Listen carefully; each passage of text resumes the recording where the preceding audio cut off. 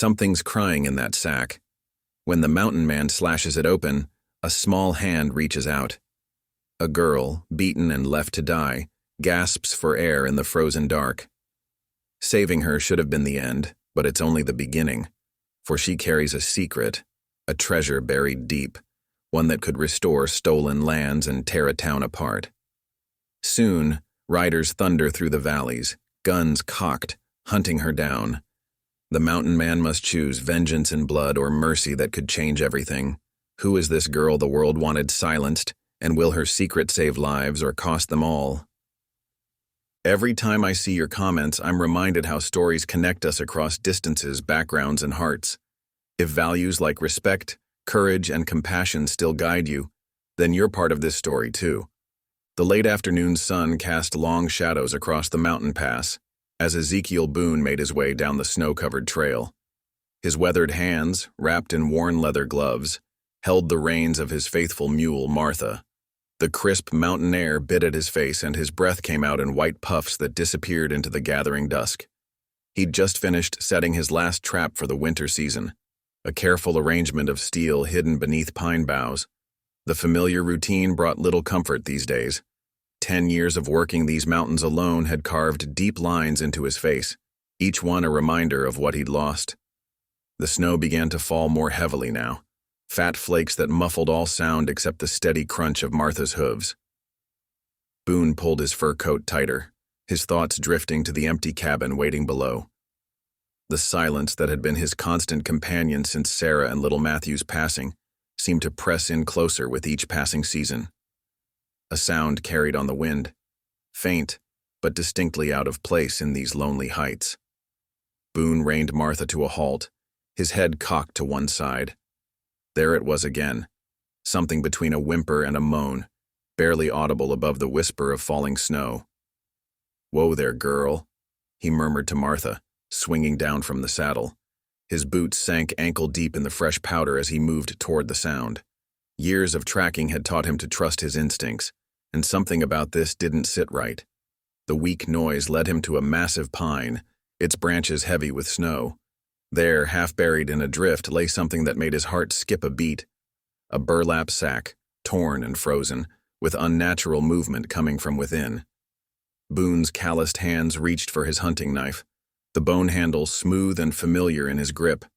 With careful precision, he cut through the frozen burlap, his breath catching in his throat as the material fell away.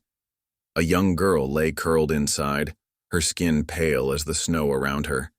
Dark bruises marred her face, and her lips had taken on a dangerous blue tinge. Her eyes fluttered open for just a moment, meeting his with a desperate, pleading look before rolling back as she lost consciousness. "Lord Almighty," Boone whispered, his voice rough with shock. He hadn't spoken to God since he'd buried his family, but the words came unbidden now. Without hesitation, he shrugged off his heavy fur coat and wrapped it around the girl's limp form. "Easy now, child," he murmured, though she couldn't hear him. His hands trembled slightly as he lifted her. She couldn't have been more than 12 or 13, and she weighed almost nothing in his arms. The wind picked up, driving the snow harder as he carefully made his way back to Martha. The mule stood steady as he mounted, cradling the girl against his chest. "Home, girl," he urged, turning Martha toward his cabin. "Fast as you can." The reliable animal seemed to sense the urgency, picking her way down the treacherous path with sure-footed determination. The bitter wind cut through Boone's wool shirt, but he barely noticed the cold. His attention was fixed on the shallow rise and fall of the girl's chest, each breath a fragile victory against the growing storm. The last rays of sunlight were fading from the sky, and he knew the temperature would plummet further once night fell. The journey to his cabin had never seemed longer. When the familiar log structure finally came into view through the swirling snow, Boone felt a relief he hadn't experienced in years. He didn't even properly stable Martha, just tied her quickly in the lean-to with a promise to return. The cabin door banged open under his shoulder, and he carried the girl straight to the fireplace where embers still glowed from morning.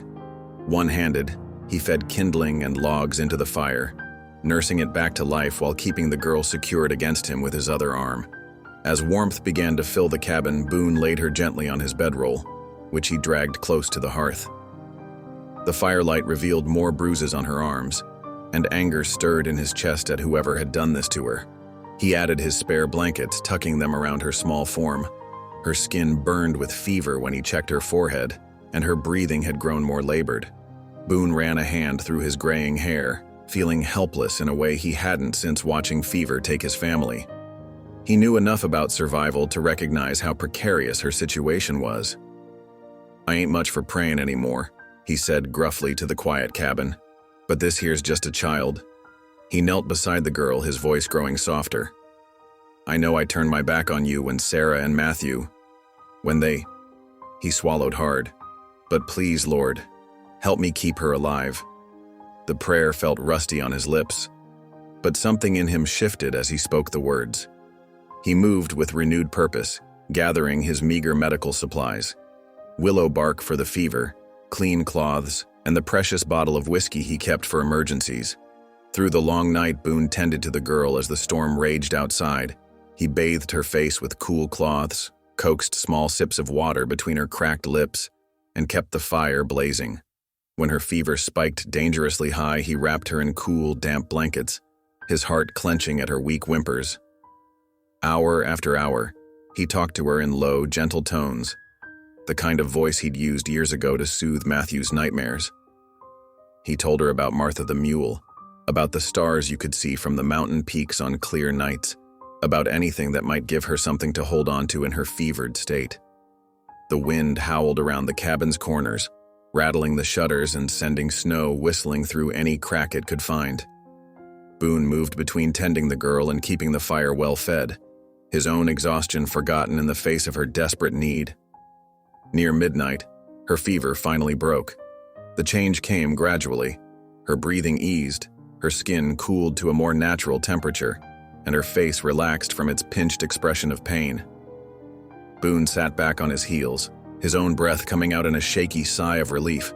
Looking down at her sleeping face, now peaceful in the firelight, Boone felt something crack in his chest. It was like ice breaking up on a spring river, painful and necessary all at once. He'd spent so many years building walls around his heart, but this child had somehow slipped through them in the space of a single afternoon. "Rest easy now, little one," he whispered, adjusting the blankets around her shoulders. "You're safe here." The words surprised him as they left his mouth, not just because he meant them, but because he realized his cabin hadn't felt like a safe place to him in years. It had been a shelter, yes, but little more than a place to wait out the seasons in his grief. Outside, the storm began to ease, the wind's howl softening to a whisper. Boone added another log to the fire and settled himself against the wall nearby, his rifle across his knees. Whatever had happened to this girl, whoever had hurt her and left her to die in the snow, they might come looking. But they'd find more than they bargained for if they did. As the night deepened, Boone found himself doing something he hadn't done in a very long time, making plans for tomorrow, for the future. The girl would need food when she woke, something better than his usual fare of beans and jerky. There were supplies he could get from town, though he'd avoided going there for months. She'd need proper clothes too, and maybe some of those peppermint sticks the general store carried. The thought of returning to town, of facing people's questions and concern, still made his chest tight. But as he watched the steady rise and fall of the girl's chest, he realized some things were more important than his own comfort. Sometimes, he reckoned, the good Lord had ways of breaking through a person's walls that didn't make sense until later. Martha's soft nickering from the lean-to reminded him of his neglected promise. Boone rose quietly, checked the girl one more time, and slipped outside to properly care for his faithful mule. The snow had stopped falling, and breaks in the clouds revealed stars scattered across the black sky like diamonds on velvet. "Reckon we both got more than we bargained for today, old girl," he murmured, as he brushed the snow from Martha's coat and made sure she had fresh hay. The mule butted her head against his chest affectionately, and for the first time in years, Boone felt the ghost of a smile touch his lips. Back inside the cabin, he resumed his vigil by the fire. The girl slept on, her breathing strong and steady now. Tomorrow would bring its own challenges, questions to be answered, decisions to be made. But for now, in the quiet hours before dawn, Ezekiel Boone felt something he hadn't experienced since that terrible fever had taken his family: hope. Through the long winter night, Ezekiel Boone worked tirelessly over the unconscious girl. His rough hands, more accustomed to skinning pelts than offering comfort, moved with surprising gentleness as he tended to her fever. The familiar scent of his healing supplies filled the cabin: pungent bear grease, bitter willow bark, and the sharp tang of dried herbs he'd traded for last summer. "Hold on, child," he murmured, spreading a thick poultice of bear grease and herbs across her chest. The mixture was messy but effective, something he'd learned from medicine women years ago. He wrapped hot stones in cloth and tucked them around her small body, hoping to break the fever that burned through her. Every hour or so, he lifted her head and spooned willow bark tea between her cracked lips. Most dribbled down her chin, but some went down, and he prayed it would help cool the fire in her blood. The storm howled outside, rattling the cabin's shutters, but Boone barely noticed. His world had narrowed to this singular task: keeping this mysterious child alive. As the night wore on, memories he'd long buried began to surface. Sarah had burned with fever like this near the end, their baby girl too. He'd tried everything then, prayed until his voice gave out, but nothing had saved them. The familiar ache of loss squeezed his chest as he watched this young stranger fight for life. "Not this time," he said firmly, more to himself than the girl. "Not this one." The hours crawled by. Boone's back ached from sitting in his wooden chair, but he didn't move except to tend the fire or prepare more remedies.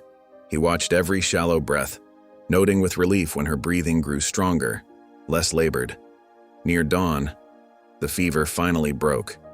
First light was just beginning to creep through the cabin's single window when her eyes fluttered open. They were blue, clear as mountain lakes, and focused slowly on his face. "Water?" she whispered, voice barely audible. Boone's hands shook slightly as he helped her sip from a tin cup. "Easy now," he cautioned. "Just a little at first." After a few careful swallows, she lay back against the pillow. "Thank you," she managed. "I'm Miriam Fielder." "Ezekiel Boone," he replied gruffly, trying to mask how moved he was by her simple gratitude. "Found you up in Thompson Pass in a..." He hesitated, not wanting to frighten her. "In a sack," she finished quietly. "The bad men put me there." Boone's jaw tightened. "What bad men, child?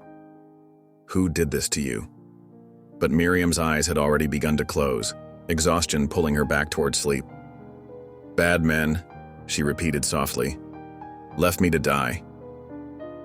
He wanted to press for more information, but she needed rest more than he needed answers. Instead, he set about preparing a simple broth from dried venison and the few vegetables he had stored.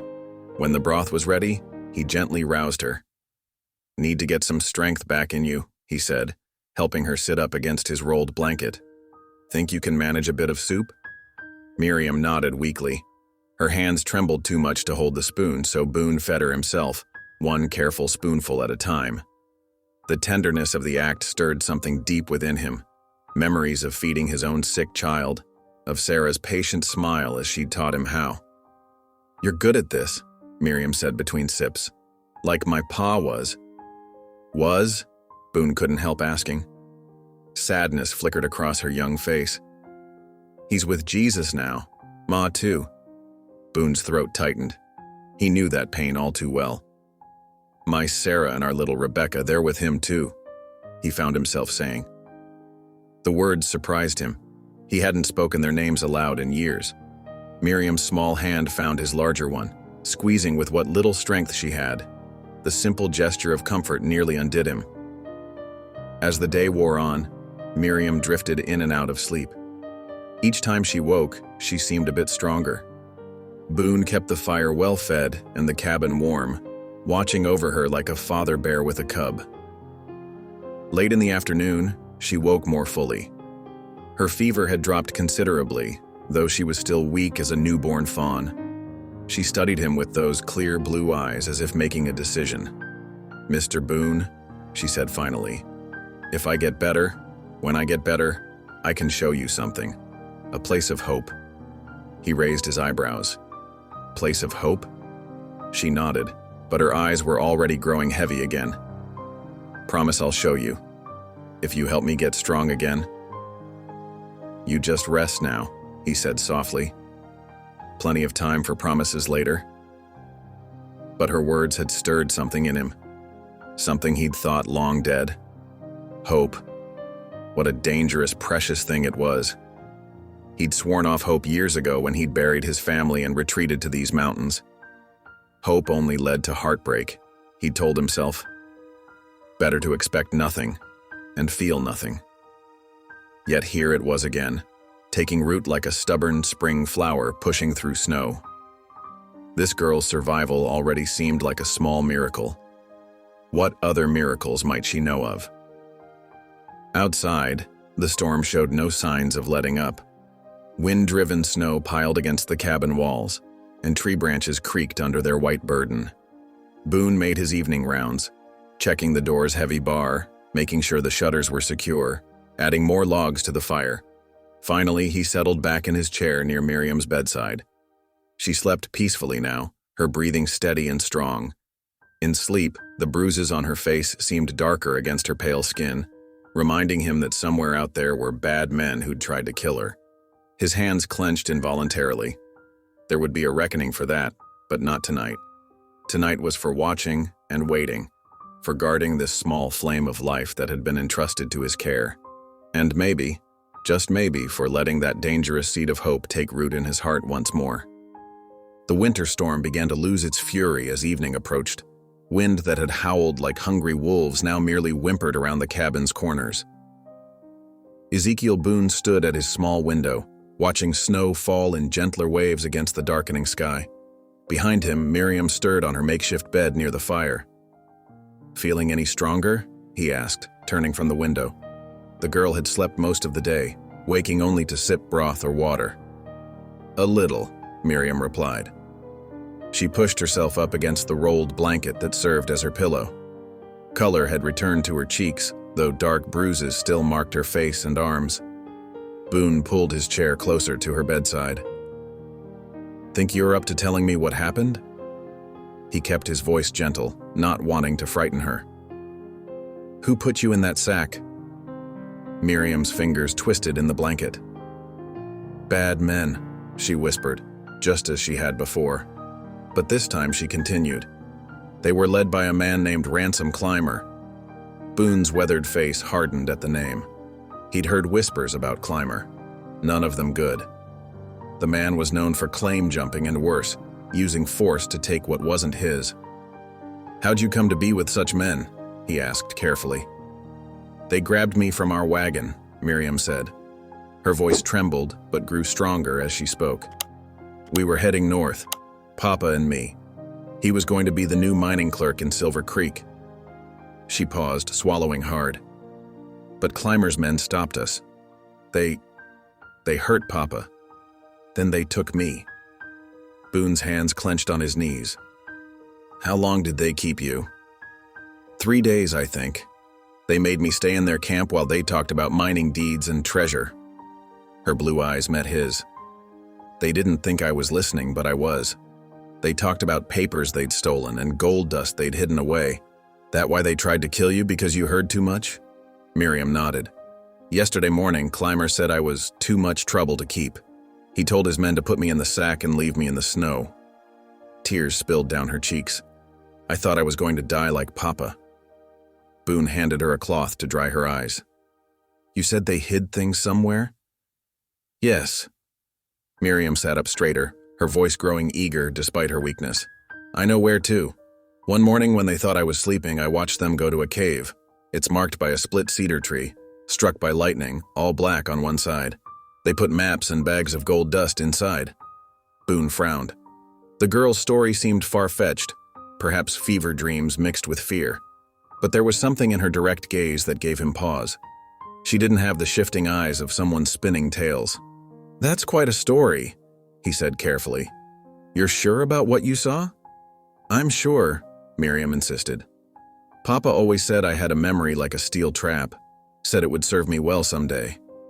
Fresh tears welled in her eyes at the mention of her father. Boone stood and walked to the fireplace, more to hide his own emotion than to tend the flames. The wood had burned low. He added several logs, watching sparks spiral up the chimney. Behind him, he could hear Miriam's quiet sniffles. The responsibility of what she'd told him settled heavy on his shoulders. Knowledge of stolen goods made them both targets if Clymer ever learned she'd survived. The smart thing would be to get her to the nearest town. As soon as she was strong enough, let the law handle it. But something in him rebelled at the thought of abandoning her to strangers. "Lord," he whispered, so quiet even Miriam couldn't hear. "I ain't asked you for much these past years, ain't even been sure you were listening. But if you're there, I could use some guidance about now." It was the first real prayer he'd spoken since Sarah and Rebecca died. The words felt rusty in his mouth, but somehow right. A small sound made him turn. Miriam was clutching something at her throat, a silver locket on a thin chain. Her lips moved in silent prayer as she held it. "That's pretty," he said, returning to his chair. "Special to you?" Miriam nodded, opening her hand to show him. The locket was plain but well made, obviously cherished. "It was Papa's," she said softly. "He always wore it. Had a picture of Mama inside." Her small fingers worked the clasp, showing him a tiny daguerreotype of a smiling woman. "The day they took me, one of Clymer's men tried to steal it. Papa fought him, even though he was already hurt." Fresh tears fell. "That's when they killed him." Boone's throat tightened. He'd seen too much death in his life, dealt some of it himself in younger, harder days. But the killing of a father protecting his child's treasured keepsake, that was the work of true evil. "Your pa was a brave man," he said roughly. "He was the best man I knew," Miriam whispered. She closed the locket carefully. "He would have stopped them from stealing those deeds. He always said a mining clerk's job was to keep honest records, make sure everyone got treated fair." The words hung in the air between them. Boone understood now that he'd taken on more than just saving a dying girl in the snow. He'd inherited her burden of dangerous knowledge, her dead father's thwarted mission of justice. The weight of it pressed down like mountain stone. Miriam's eyes were growing heavy again, exhaustion clear in her pale face. "Mr. Boone," she murmured as he tucked the blanket around her. "What do we do now?" He smoothed her tangled hair back from her forehead. "First, we get you well and strong. Then—" He paused, choosing his words carefully. "Then we'll see about making things right." She smiled faintly, already drifting toward sleep. "Papa would have liked you," she whispered. "He always said good men stand up to bad ones, no matter how hard it is." Soon, her breathing deepened into the rhythm of sleep. Boone remained in his chair, watching shadows from the fire dance across her face. The storm outside had finally died away, leaving an almost unnatural quiet. In that silence, he could almost hear Sarah's voice. "The Lord sends us tests, Ezekiel.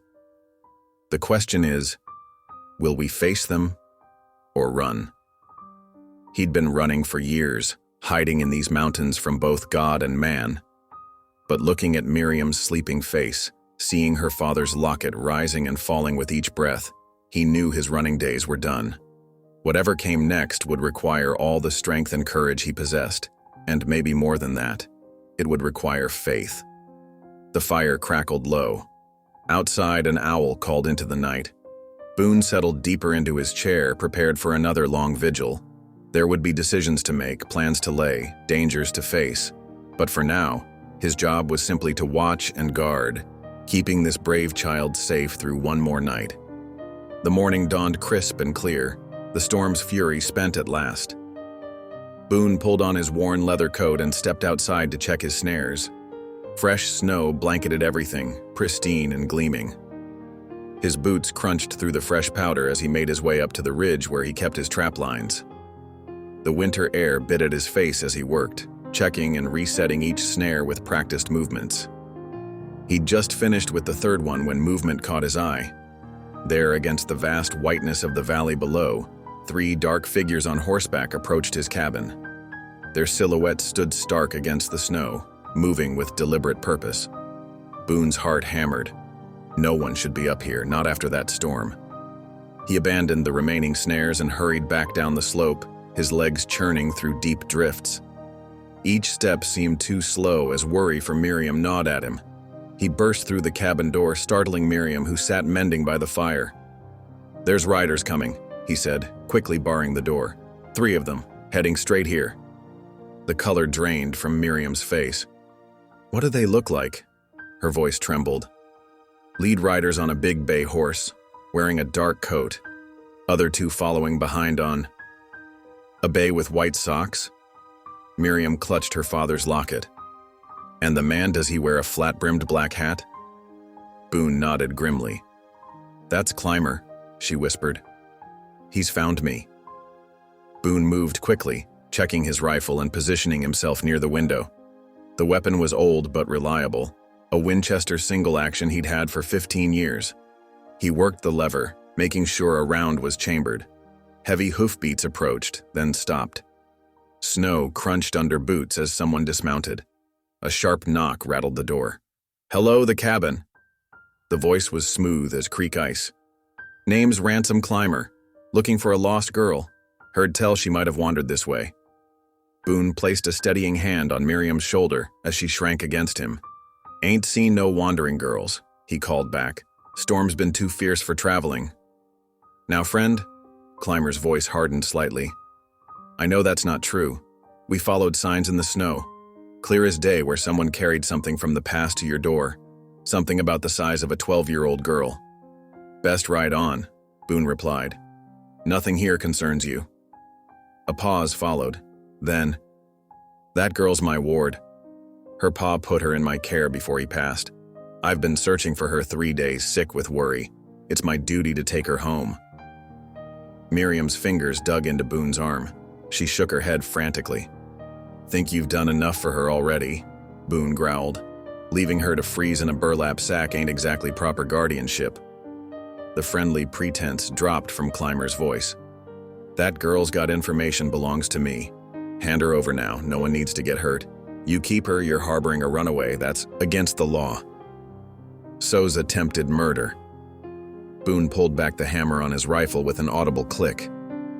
"I reckon any judge would be mighty interested in hearing how you treated your ward." Silence stretched taut as a snare wire. Then Clymer spoke again, all pretense gone. "You're making a mistake, old man. I've got men all through these mountains. You can't watch that girl forever. Sooner or later you'll sleep.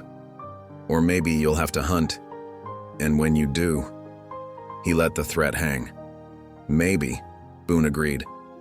"But right now, I'm wide awake with a rifle aimed at your chest through this door. Way I see it, you're the one needs to make a choice." A muttered consultation occurred outside.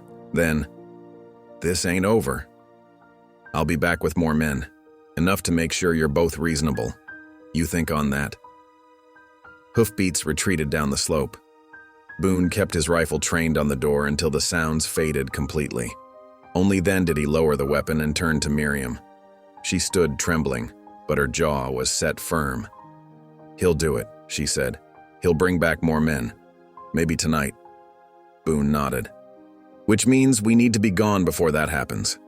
He began moving with purpose around the cabin, gathering supplies. "Can you ride?" "Pa taught me some." "Good. We'll take Martha. She's steady in rough country." He stuffed dried meat and hard biscuits into a saddlebag, then added matches, an extra blanket, and his spare ammunition. "Grab anything you need. We leave in 10 minutes." Miriam needed no further prompting. She gathered her few belongings while Boone ducked outside to ready his mule. Martha was indeed steady, a strong-backed mountain mule who'd carried him through many tight spots. He saddled her quickly, ears alert for any sound of returning riders. Back inside, he helped Miriam into her coat, one of his old ones cut down to fit her better. She looked small in it, but determined. The locket gleamed at her throat. "We'll head north," he told her, checking the loads in his rifle one final time. "There's an old trapper's cabin about 8 miles up. We can rest there, then push on toward Thunder Ridge tomorrow." "The cave?" Her eyes widened. But that's where… Exactly. Last place they'd expect us to go. Plus, might be good to have some evidence of their doings case we need to bargain. Twilight was settling in as they slipped out the cabin's back door. Boone helped Miriam onto Martha, then mounted behind her. The mule picked her way carefully through the trees, putting distance between them and the cabin with each step. As darkness gathered, they melted into the forest shadows. Behind them lay warmth and safety. Ahead lay uncertainty and danger. But Boone felt a curious lightness in his heart. For the first time in years, he had something worth fighting for. Miriam leaned back against him, small but brave. Together they rode into the gathering night as the first stars began to shine through breaks in the clouds above. Moonlight spilled across the snow-laden canyon walls as Boone guided Martha down another treacherous switchback. The mule's hooves sent small cascades of ice tinkling into the darkness below. Miriam sat before him in the saddle, wrapped in his spare blanket, her breath forming small clouds in the frigid air. The path ahead narrowed dangerously. Boone dismounted, helping Miriam down as well. "We'll lead her through this stretch," he said softly. "Safer that way." Martha's ears flicked forward as Boone took her reins.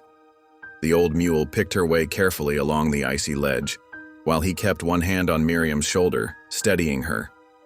The girl's steps were growing slower, more uncertain. "Need to rest?" he asked. Miriam shook her head, but her legs trembled with exhaustion. Without a word, Boone scooped her up in his arms. She weighed no more than a fawn, too light for a child her age. The fever had taken too much from her already. They continued like that for nearly an hour, Boone carrying Miriam while leading Martha by her reins. The canyon walls loomed above them, dark sentinels against the star-filled sky. Every so often he would pause to listen for pursuit, but only the whisper of wind and the occasional cry of a night bird broke the silence. Near midnight, Boone spotted what he sought, a small grove of pines tucked against the canyon wall, sheltered from the wind by an overhanging ledge. Perfect for a camp, with clear lines of sight in all directions. "We'll rest here," he told Miriam, setting her gently on her feet. "Get some food in you." While Miriam huddled near Martha for warmth, Boone gathered dry branches from beneath the pines. Years of experience let him build a fire quickly, small enough to give warmth without drawing attention. Soon, welcome heat pushed back the bitter cold. He pulled dried venison and a water skin from his saddlebags, offering both to Miriam. She accepted gratefully, though she ate slowly, like someone unused to regular meals.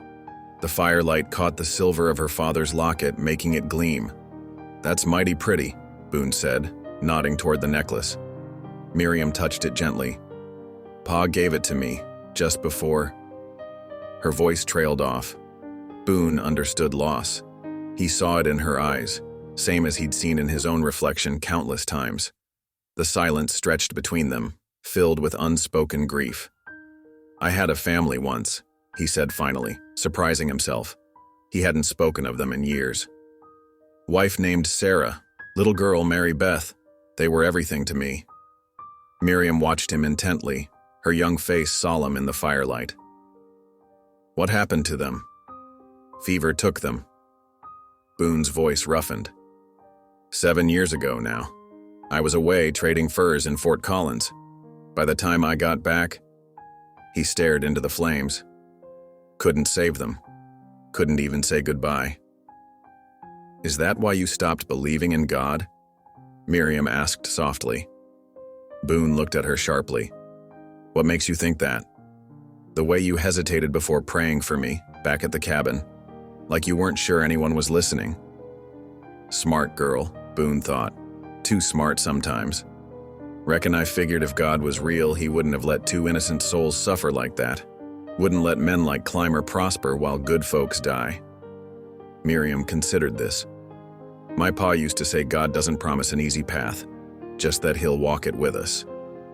She reached across and took Boone's weathered hand in her small one. "Maybe he led you to find me because we both needed someone." Before Boone could respond, a sharp crack echoed through the canyon.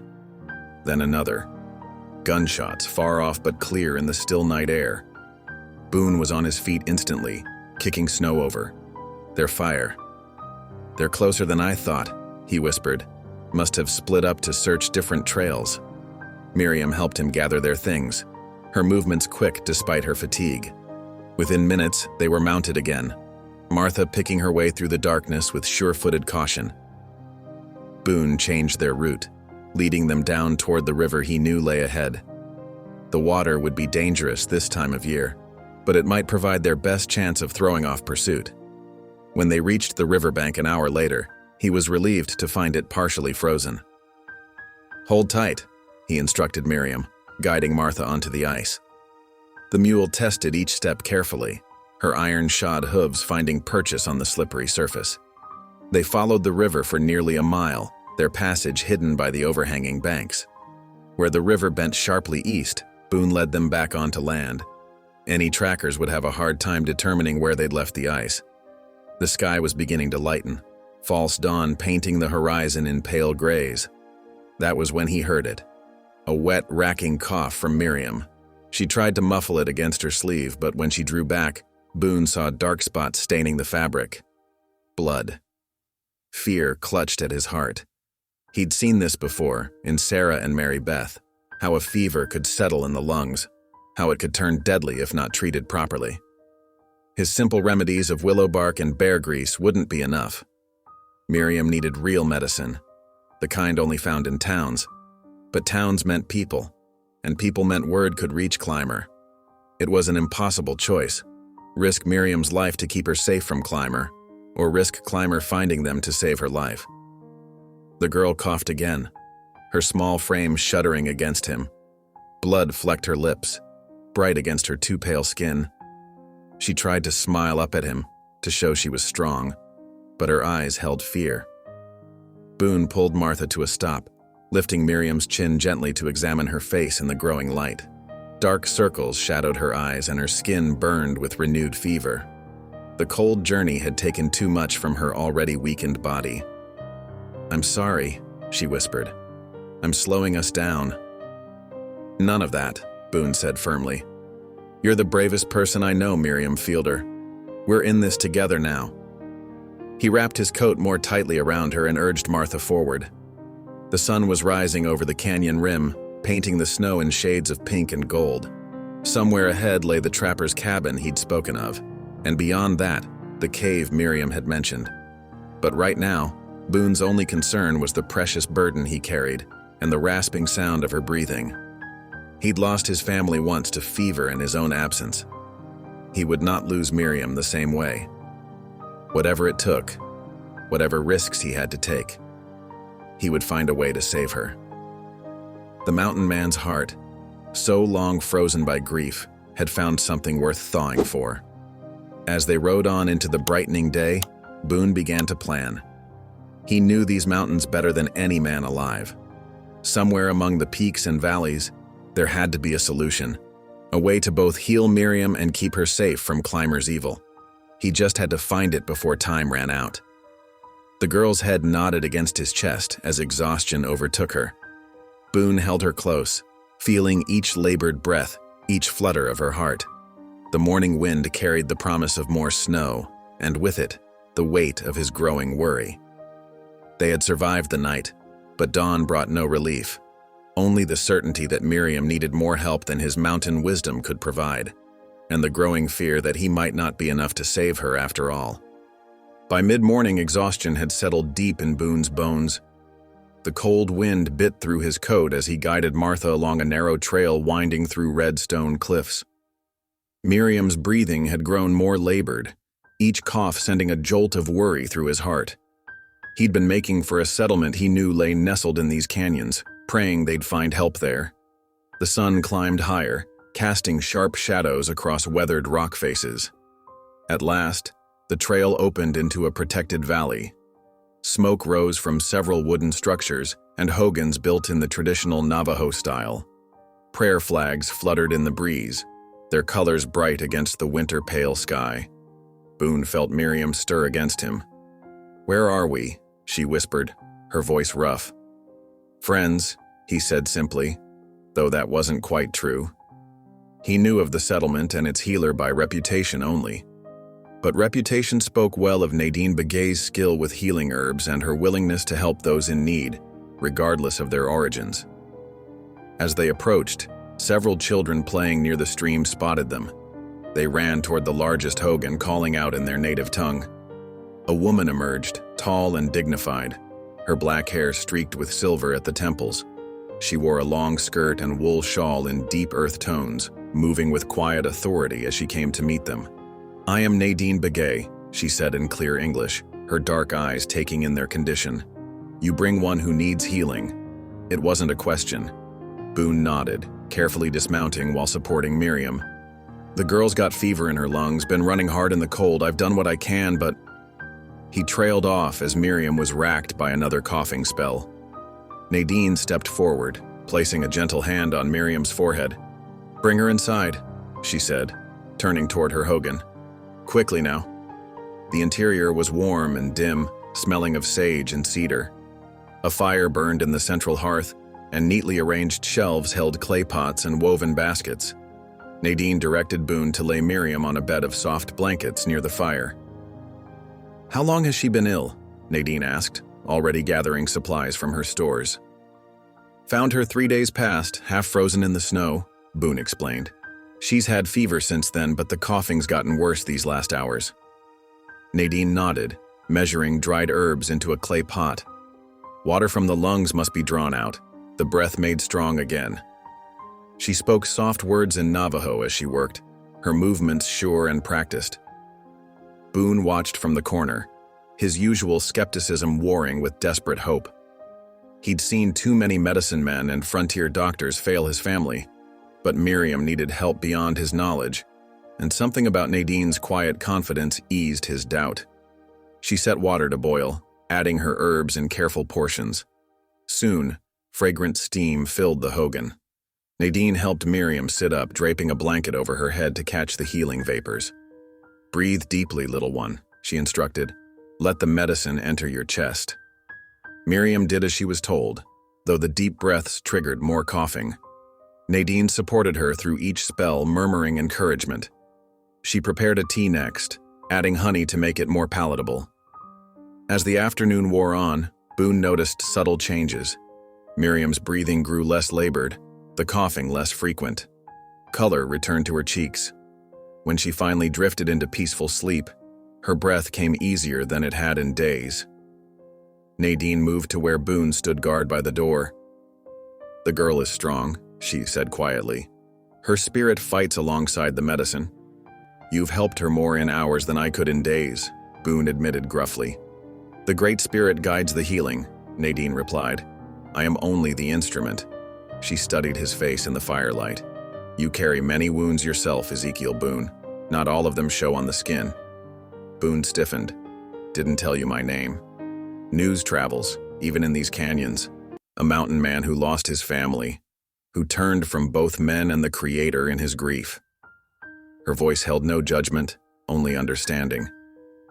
"But Providence led you to find this child, to bring her here. Perhaps it is time to break the chains of bitterness that bind you." Boone said nothing, though her words stirred something deep within him, something he'd thought long buried with Sarah and Mary Beth. He watched Miriam sleep, remembering how she'd spoken of God walking beside them on difficult paths. As evening approached, Miriam woke briefly. Her eyes were clearer, more focused. "It feels safe here," she whispered, managing a faint smile before sleep claimed her again. Nadine prepared more medicine through the night, watching over Miriam with maternal care. Boone dozed fitfully by the door, his rifle close at hand. He knew Clymer's determination. The man wouldn't stop hunting them just because they'd found shelter.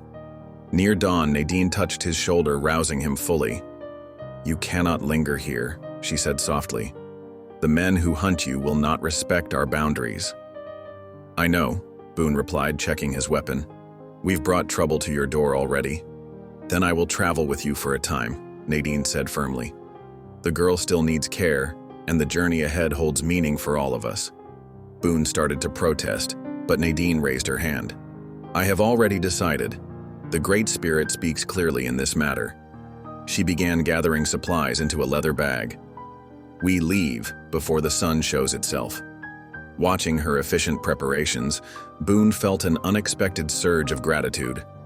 Nadine's presence would give Miriam a better chance of survival, and something told him the healer's wisdom might prove valuable in other ways too. Miriam stirred as they made ready to leave, blinking in the pre-dawn darkness. "Are we going somewhere?" she asked, her voice stronger than it had been yesterday. "Yes, little one," Nadine answered, helping her sit up. "Together, we go to find what must be found." Outside, the stars were fading from the sky. Boone secured their packs while Nadine spoke quietly with two elder women, arranging for the care of her home in her absence. The settlement was still sleeping, peaceful in the gray light of approaching dawn. When all was ready, Boone lifted Miriam onto Martha, then helped Nadine mount behind her. The girl leaned back against the healer, already drawing comfort from her presence. Boone took Martha's reins, leading them away from the settlement just as the eastern sky began to pale. They moved quietly through the canyon, three souls bound together by providence or circumstance, or perhaps both. Miriam's breathing came steady and clean in the morning air, testament to Nadine's healing touch. Yet Boone knew they couldn't rest easy. Somewhere behind them, Clymer and his men would be waking, resuming their relentless pursuit. But for now, in these moments before full dawn, they had found a measure of peace. Nadine's words about breaking chains echoed in Boone's mind as he led them deeper into the canyon's shadows. Perhaps she was right. Perhaps this journey was about more than just survival. Dawn painted the eastern sky in soft rose and gold as the three riders set out from the Navajo settlement. Ezekiel Boone led the way on his steady mule Martha, with Miriam bundled securely in front of him. Nadine Begay rode beside them on her sturdy paint pony, her medicine bag fastened behind the saddle. The morning air bit sharp and clean, carrying the scent of pine and frozen earth. Boone guided them north through a sprawling valley where ice-glazed streams threaded between snow-dusted hills. Hooves crunched through crusted snow, and their breath clouded in the crisp air. Miriam, wrapped in layers of wool blankets, leaned back against Boone's chest. Though still weak, her breathing came easier now, thanks to Nadine's healing touch. "The stream ahead splits around a stand of cottonwoods," Nadine said, pointing. "There is a sheltered path that few know." She urged her pony forward, taking the lead. The hidden trail wound between the bare trees, offering cover from any watching eyes. As they rode, Nadine shared stories passed down through generations of her people. She spoke of times of hardship, of winters when food grew scarce and tensions ran high between tribes. But it was her tales of reconciliation that caught Boone's attention. Ancient enemies finding common ground, blood feuds ended through wisdom rather than weapons. "There was a hunter," she said, her voice carrying clearly in the winter stillness, "who lost his family to raiders. For 10 seasons he tracked their killers, letting vengeance consume him like a fire. But when he finally found them, he discovered they had suffered too, lost their lands, their children to sickness." She glanced at Boone. He chose to share his food instead of his bullets. That choice healed not just their hearts, but his own. Boone shifted in his saddle, uncomfortable with how the story seemed aimed at him. Yet he couldn't deny the truth in her words. Hadn't his own thirst for vengeance left him empty, living alone in the mountains with only bitter memories for company? Around midday, they paused to rest the horses and share a simple meal of dried meat and corn cakes. Nadine brewed more of her healing tea for Miriam, who sat propped against a sun-warmed boulder. Color had returned to the girl's cheeks and her eyes were brighter. "Mr. Boone," Miriam said softly as she sipped the tea, "I remember something that might help. About Clymer's men." She clutched the locket at her throat, a habit Boone had noticed when she was nervous. "I saw where they hid things, maps and papers and oilskin. There's a cave beyond Eagle Ridge marked by 3 lightning-struck pines." Boone's interest sharpened. "You're certain?" Miriam nodded. "They didn't know I was watching. It's past the ridge where 2 peaks look like wolf ears." She sketched the shape with her fingers against the sky. Boone knew the place, had trapped near there last season.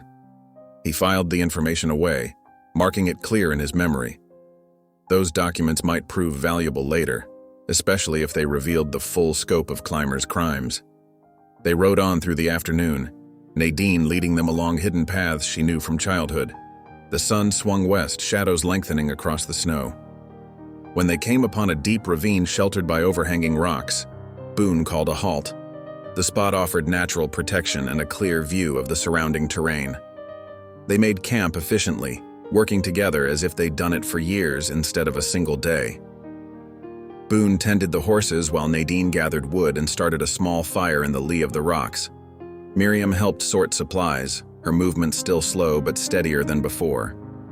After a hot supper of beans and salt pork, Miriam curled up in her blankets near the fire. For the first time since Boone had found her in that burlap sack, she fell into a peaceful sleep, her face relaxed and young in the flickering light. Boone and Nadine sat quietly by the fire, watching the flames dance. Stars emerged overhead, brilliant in the clear mountain sky.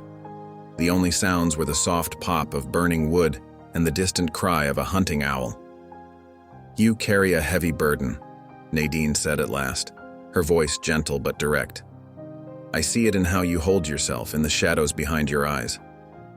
Boone stared into the fire. "Lost my wife and boy to fever," he said roughly. 8 years ago now.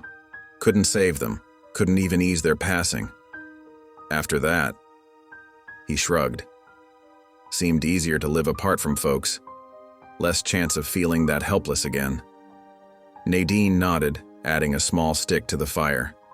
"Grief is natural, but bitterness, that is a choice we make each day. Like a poison we can either swallow or pour out. And if the bitterness is all you have left?" The words escaped before Boone could stop them. "Then it is time to fill your cup with something else." Nadine's dark eyes reflected the firelight. Every man stands at a fork in the trail. One path leads to passing on the hurt he has received. The other leads to breaking that chain, choosing mercy instead. She gestured to where Miriam slept peacefully. "Providence has given you a chance to choose again." Boone was quiet for a long time, watching the fire burn lower. When he finally spoke, his voice was rough with emotion. "Reckon I've lived too long with bitterness, wrapped it around me like a shield. But seeing that girl in the snow, hearing her trust in spite of all she's suffered," he shook his head, "makes a man wonder if there might be another way." "There is always another way," Nadine said softly. "The question is whether we have the courage to take it." The fire crackled between them, sending sparks upward to join the stars. Boone felt something shift inside him, like ice breaking up on a spring river. He wasn't ready to let go of everything, not yet. But for the first time in years, he felt the possibility of change, of choosing a different path than the lonely one he'd walked for so long. Miriam stirred in her sleep, murmuring something peaceful. Nadine rose silently and adjusted the blanket around the girl's shoulders, her touch motherly and sure. Boone watched them, remembering how his wife used to tend their son the same way. The memory brought an ache, but somehow it was cleaner now, less bitter than before. They took turns keeping watch through the night, though no danger approached their sheltered camp. The moon rose and set, stars wheeled overhead, and somewhere in those quiet hours, Boone felt the first stirrings of hope, fragile as a spring seedling, but reaching toward the light all the same. The first hint of dawn painted the eastern sky in pale rose when Miriam stirred from her blankets. Despite the lingering chill, her eyes were bright with purpose. She pointed toward a rocky outcrop where 3 twisted pines thrust from the stone like gnarled fingers. "There," she said, her voice stronger than it had been in days. "The split cedar marks the cave's mouth. It's just beyond those pines." Boone squinted at the ridge, measuring the climb ahead. The terrain was rough, a maze of broken rock and stubborn scrub oak that would challenge even sure-footed horses. Nadine had already begun packing her medicines, her movements quick and practiced in the growing light. "We'll have to lead the animals," Boone decided, checking his rifle's load. "Paths too treacherous to ride." They set out as the sun crested the horizon, casting long shadows across the frosted ground. Boone took point, picking the safest route through the tumbled stone. Behind him, Nadine steadied Miriam with a gentle hand when the girl's strength wavered. Their horses picked their way carefully, hooves clicking against rock. The split cedar stood like a sentinel, its twin trunks rising from a single base before forking toward the sky. Years of wind and weather had carved deep furrows in its bark, but it held its ground with the stubborn grace of ancient things. Just beyond it, partially hidden by scrub, a dark opening gaped in the cliff face. "That's it," Miriam whispered, clutching her locket. "I watched them from up there." She pointed to a ledge above the cave mouth. "They never knew I could see." Boone handed Martha's reins to Nadine and drew his knife. With practiced movements, he cut pine branches to fashion a crude torch, binding them with rawhide from his kit. The pitch caught quickly when he struck flint to steel, sending up fragrant smoke. "Stay here," he told the others, hefting his rifle in his free hand. "I'll make sure it's clear." The cave mouth was narrow but tall enough to enter without stooping. Boone moved cautiously, letting his eyes adjust to the gloom. The torch's light threw dancing shadows on rough stone walls that bore streaks of mineral deposits like frozen tears. 20 paces in, the passage widened into a natural chamber. Boone's torch revealed scattered evidence of human presence: a rusted tin cup, boot prints in the dust, a frayed length of rope. And there, half buried in a pile of moldering straw, he spotted the corner of a wooden chest. "It's safe," he called back to the entrance. "Come on in, but watch your step." Nadine guided Miriam carefully over the uneven floor. The girl's face was drawn with fatigue, but her eyes were fixed on the partially buried chest. She nodded firmly. "That's it. That's where they put everything they stole." Boone handed the torch to Nadine and set his rifle within easy reach. The chest was solid oak, bound with iron and secured with a heavy padlock. He examined it briefly before drawing his knife again. "Stand back," he warned, then drove the blade's point hard into the lock's mechanism. It took 3 solid strikes before the lock gave way with a sharp crack that echoed off the cave walls. Inside, wrapped in oilcloth packages, lay exactly what Miriam had described. Surveyor's maps drawn on heavy paper, their careful lines marking boundaries and claims. Land deeds with official seals, many bearing the names of mixed-blood families Boone recognized from trading posts and seasonal camps. And beneath the papers, leather pouches heavy with silver dust, blood money paid for stolen lands. "Lord have mercy," Boone breathed, leafing through the documents. The scope of Clymer's theft stunned him. These weren't just random claims. This was systematic robbery, targeting those least able to fight back through legal channels. Miriam knelt beside him, her small fingers tracing the names on one deed. "My father was the mining office clerk," she said softly. "He started asking questions when he noticed the pattern. That's why—" Her voice caught. "That's why they killed him." Nadine laid a comforting hand on the girl's shoulder. "These papers are more precious than gold," she said. "They are truth made visible." "We have to get them to town," Miriam insisted, gripping Boone's sleeve. "To the proper authorities. So many families lost their homes, their lands." Tears sparked in her eyes. "We have to make it right." Boone stared at the documents in his weathered hands. All his life he'd been a solitary man, concerned only with his own survival. Even saving Miriam had started as simple human decency. But this was something larger. This was a chance to strike a blow against the kind of men who thought they could prey on the vulnerable with impunity. For the first time since finding Miriam in the snow, he felt something beyond the immediate need to protect her. This was purpose. This was justice waiting to be done. "We'll need to repack it careful," he said, already sorting through the contents. "Make it secure for travel." He pulled off his coat and began tearing the liner into strips for padding. While Boone worked, Nadine moved to the cave's entrance. She stood in silence for a long moment, then raised her hands palm up in what Miriam recognized as a gesture of blessing. "Let the spirits of this place witness," she said in her clear, carrying voice. "What was hidden in darkness now comes to light. What was stolen will find its way home." She turned back to them, her face serene but determined. "We should go." The day grows no younger, and we have far to travel. Boone had finished repacking the chest, wrapping everything securely and testing the weight. It was awkward but manageable. He could strap it behind his saddle, though they'd have to travel slower.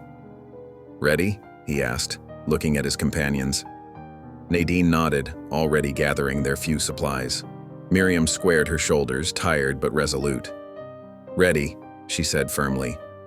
Boone shouldered the chest and led them back into the brightening day. The sun had climbed higher, burning off the morning frost and warming the rocks. As they picked their careful way down from the cave, he found himself thinking of Nadine's words about choosing paths.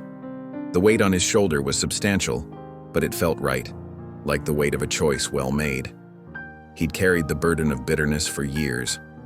Maybe it was time to carry something better, something that could help heal rather than hurt. Behind him, he heard Miriam humming softly, an old hymn his wife used to sing. The familiar tune floated on the morning air, bringing not pain this time, but a curious sense of peace. They had a hard journey ahead, but for the first time in longer than he could remember, Boone felt hope riding beside him. The afternoon sun warmed their backs as they descended from the cave region into a sheltered meadow. Spring hadn't fully arrived in the high country, but here patches of early grass pushed through melting snow. A clear stream bubbled nearby, its song a gentle counterpoint to birdsong from the surrounding pines. Boone surveyed the clearing with practiced eyes. Good spot to rest the night. Protected, water close, plenty of grazing for the animals. Nadine nodded agreement as she helped Miriam down from the mule. The girl's face was drawn with fatigue, but her eyes were bright. The discovery of the documents seemed to have lifted a weight from her shoulders. "I'll see to the horses," Boone said, taking their reins. He led them to the stream, checking their hooves for stones as they drank. The chest of documents sat secure behind his saddle, wrapped in oilcloth against the damp. Its presence felt like a talisman of hope. Nadine was already gathering kindling, her movements quick and sure. She had a healer's eye for useful plants, pausing occasionally to harvest early spring herbs that grew in sheltered spots. Miriam wanted to help, but her strength was limited. She sat on a fallen log, watching the others work. Her small fingers played with a beaded bracelet Nadine had given her earlier, blue and white patterns that caught the late sunlight. "What do the patterns mean?" she asked, tracing them. Nadine settled beside her, adding sticks to the growing fire. "Each design tells a story. See this zigzag? It represents the mountain paths. And these diamonds, they're like stars guiding us home." "It's beautiful," Miriam said softly. She held up her wrist, making the beads dance. "Like wearing a piece of sky." Boone returned from tending the horses, his hunting knife already drawn. "Saw some rabbits sign by the stream. Won't take long to catch our supper." True to his word, he returned shortly with 2 plump rabbits. His skilled hands made quick work of cleaning them while Nadine set up her cooking pot. Soon the aroma of stewing meat mingled with wild onions and the herbs she'd gathered. The sun was setting by the time they settled around the fire to eat. Miriam sat between them, wrapped in a blanket against the evening chill. Her cheeks had more color than they'd shown in days. "This reminds me of when my father would take me camping," she said, accepting a tin cup of stew from Nadine. "He'd tell stories about the stars while we ate." "Which stories?" Nadine asked, stirring the pot. "Oh, all kinds. How the Big Dipper points to the North Star and how sailors use it to find their way home." Miriam's voice grew animated. "He said every star has its own story, if we just take time to learn them." Boone listened quietly, watching the firelight play across their faces. Something stirred in his chest, an ache, but not the usual bitter kind. This was softer, warmer.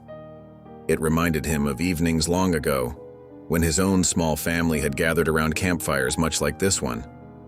"My people have star stories too," Nadine said, settling back comfortably. "Would you like to hear one?" Miriam nodded eagerly, and even Boone found himself leaning forward as Nadine began to speak. Her voice took on a rhythmic quality, like flowing, water over stones. There was once a young hunter who followed a deer so far into the mountains that he couldn't find his way back. But the stars spoke to him, showing him how all things are connected. The plants, the animals, the people, the sky itself. They taught him that no one is truly lost who remembers their part of that great circle. "Did he find his way home?" Miriam asked. Nadine smiled. "He found something better. He found wisdom and brought it back to share with others." Unexpected laughter bubbled up from Miriam. "Like us, we found something too, and we're taking it back to help people." Her joy was infectious. Soon even Boone found himself chuckling at her enthusiasm. The sound surprised him. He couldn't remember the last time he'd laughed freely. As evening deepened into night, they shared more stories. Nadine spoke of her people's healing ways, while Miriam remembered happy times with her father. Even Boone, usually so guarded, found himself telling tales of his early days in the mountains, the lighter ones, about tracking elk through fresh snow or finding honey trees in summer. Above them, stars wheeled in their ancient paths across the darkening sky. The fire burned low, casting a warm circle of light that seemed to hold them safe within it. Miriam's head began to nod, and Nadine gently helped her to her bedroll. Boone took first watch, his rifle close at hand but not held ready. The night was peaceful, broken only by the occasional hoot of an owl or distant coyote song. The chest of documents sat secure among their supplies, its presence a reminder of purpose rather than burden. Finding a private spot away from the fire, Boone knelt in the soft grass. Prayer had felt foreign to him for so long, bitter words stuck in his throat. But tonight, somehow it came easier. "Lord," he whispered, "I ain't been much for talking to you these past years. Reckon I've been too angry, too hurt. But tonight..." He paused, searching for words. "Tonight I'm grateful for that girl's life, for Nadine's wisdom, for the chance to maybe set some wrongs right." The stars listened in silence as he continued, his rough voice growing softer. "I felt something tonight I thought was dead in me. Something like family and hope. Didn't expect either one, but here they are." He touched the ground, feeling its solidity. "Whatever comes next, thank you for that much." He returned to the fire, where Nadine sat wrapped in her blanket, humming softly. She nodded to him but didn't speak, respecting his private moment. The night deepened. Miriam slept peacefully, her small form rising and falling with easy breaths. The horses dozed standing, occasionally shifting their weight. Even the stream seemed to murmur more quietly. Boone found himself thinking of tomorrow's journey, of the town where they'd take the documents. He could see it playing out, justice being served, stolen lands returned, families made whole again. For the first time in years, the future held more promise than threat. But just before dawn, when the stars were beginning to fade and the eastern sky hadn't yet begun to lighten, a sound broke the peace. Distant but clear, the steady rhythm of hoofbeats, more than one horse moving with purpose.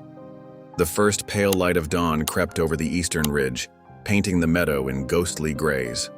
Boone's muscles tensed at the sound of approaching riders. He grabbed his rifle and shook Nadine awake with urgent whispers.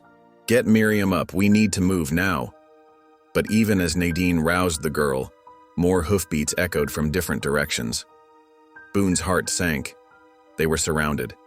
Ransom Clymer's voice cut through the morning mist. "No point running, mountain man. We've got every path covered." Boone positioned himself between the sound and Miriam, who clutched Nadine's hand. His eyes darted around the clearing, counting shadows becoming solid. 6 men, maybe 7, emerging from the tree line with weapons drawn. Clymer rode into view on his big bay stallion, a Winchester balanced across his saddle horn. His smile was cold as the morning frost. "Quite a chase you've led us on, but it ends here." "Stay back," Boone warned, his rifle steady. "I've got 6 shots, and I aim to make them count." One of Clymer's men tried circling behind their camp. Boone swung around and fired a warning shot that kicked up dirt at the man's feet. The outlaw jumped back, cursing. "That's one wasted," Clymer said calmly. "How many folks you reckon you can shoot before we get to the girl?" Miriam pressed closer to Nadine, who stood tall despite her fear. The healer's voice rang out clear and strong. "The Great Spirit sees your evil. There is still time to choose a better path." Clymer's laugh was harsh. Save your savage prayers, woman. This is business. He nodded to his men. Take them. They rushed in from all sides. Boone managed to crack one across the jaw with his rifle butt, sending the man sprawling. He drove an elbow into another's throat and heard the satisfying crunch of cartilage. But there were too many. Rough hands seized his arms, twisting them behind his back. His rifle was wrenched away. Nadine fought too, her movements fluid and practiced. But two men pinned her arms, while a third bound her wrists with rawhide. Miriam screamed as Clymer himself dismounted and grabbed her, dragging her away from the healer. Feisty bunch, Clymer said, holding the struggling girl easily. But it won't matter soon. He looked around the camp, eyes settling on their supplies. Find that chest. His men quickly located it, pulling out the maps and documents. Clymer's face darkened as he leafed through them one-handed, still gripping Miriam's arm. Well, seems you found my little collection. He crumpled one of the deeds and tossed it into the dying campfire. Lot of good it'll do you now. Those prove what you stole, Boone growled, straining against his bonds. From honest folks, from the reservation. Prove to who? Clymer cut him off. The territorial court that I own? The marshal who takes my money? He laughed again. You really thought paper justice would stop me? Boone's chest tightened with despair as Clymer's words sank in. He'd been a fool to think they could win this way, that the law would protect them. He watched helplessly as more documents fed the flames. Build that fire up proper, Clymer ordered his men. Might as well make it useful. He turned to Boone, his smile gone cold. See, there's still the problem of witnesses. Can't have you or the girl spreading tales about what you found. They're just a child and an old man, Nadine protested. Surely you won't. Shut her up, Clymer snapped. One of his men backhanded Nadine across the face. She fell silent, blood trickling from her lip, but her eyes burned with quiet dignity. Miriam trembled in Clymer's grip, but her voice was surprisingly steady. You're a coward. My father always said. Your father was a fool who didn't know when to mind his own business, Clymer snarled. Just like his daughter. The fire grew higher as Clymer's men added wood. Its hungry flames consumed the last of the documents, erasing the evidence of his crimes. Boone felt the heat on his face, matching the fury in his heart, but the ropes held firm, and his struggles only made them cut deeper. Now then, Clymer said, pushing Miriam toward the fire. Ladies first, I always say. No! Boone's shout was ragged. Take me instead. Let her go, she's just a child. That's what makes her dangerous, Clymer replied. Children remember too much. Tell too many stories. He forced Miriam closer to the flames. Better to silence them early. Miriam's hand crept to the locket at her throat, clutching it like a lifeline. Tears streaked her face, but something in her expression made Boone pause. There was fear there, yes, but also a strange determination, as if she still held one last secret. The morning sun finally cleared the ridge, painting the meadow in harsh light. Boone saw their situation clearly now, Nadine bleeding and bound, Miriam trembling at the fire's edge, his own helplessness to stop what was coming. The weight of failure pressed down on him like a physical thing. Any last words of wisdom, mountain man? Clymer mocked. Any prayers to your absent god? Boone's throat was too tight for prayer. He could only watch as the flames reached higher, as Miriam clutched her locket tighter, as the sun rose on what seemed certain to be their last dawn. The flames crackled higher, casting wild shadows across the meadow. Boone watched helplessly as Clymer's men fed more wood to the fire. Its heat pushed back the morning chill, but a deeper cold gripped his heart. Beside him, Miriam trembled, her small frame shaking with quiet sobs. Ain't no shame in being scared, child, Boone said softly, his voice rough with emotion. But don't you lose heart. The good Lord ain't finished with us yet. Miriam turned her tear-streaked face toward him. In the dancing firelight, her eyes held both fear and something else, a flicker of desperate hope. She glanced down at the locket hanging from her neck, then back to Boone. My father, she whispered, her voice barely audible above the fire's roar. He knew. He knew they would betray him.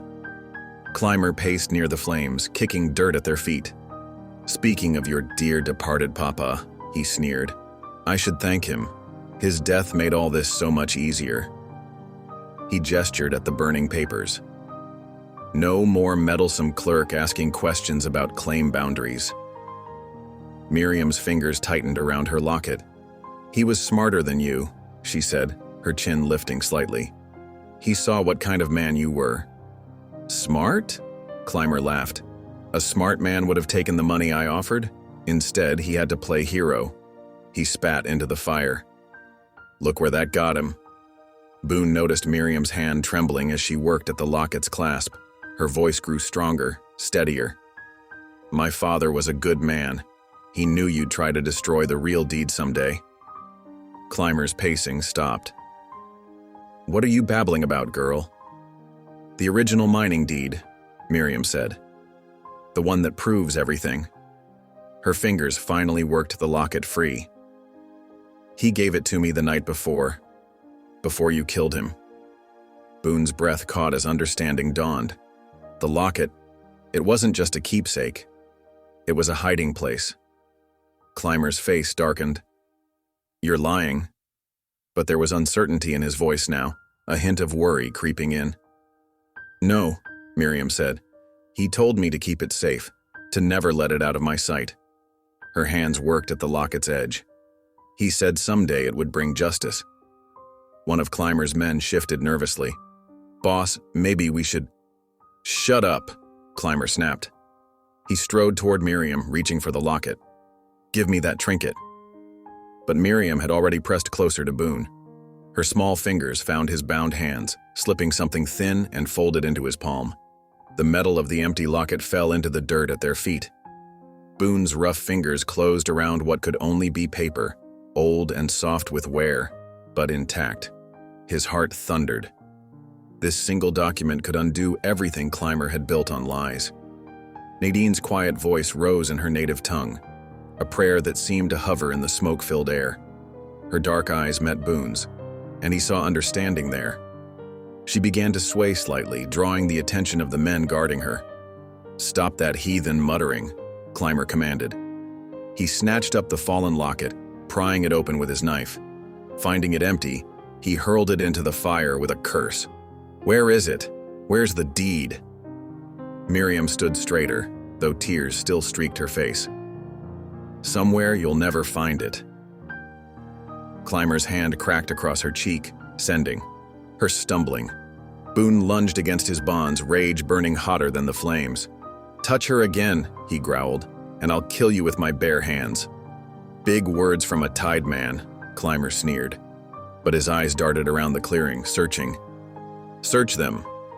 Find that deed." His men approached roughly, pawing through their clothes and supplies. Boone kept his bound hands tight against his back, the precious paper hidden in his grip. Each second felt like an eternity as coarse hands searched him. "Nothing, boss," one man reported. "Just trail gear and supplies." Clymer's face contorted with fury. He grabbed Miriam by the shoulders, shaking her. "Where did you hide it? Tell me." "Leave her be," Boone's voice boomed across the clearing. "You want someone to hurt? Then hurt me. But I swear by all that's holy you'll never find that deed." The outlaw leader spun toward him, eyes wild in the firelight. "You know where it is." "Maybe I do," Boone said steadily. "Maybe I don't.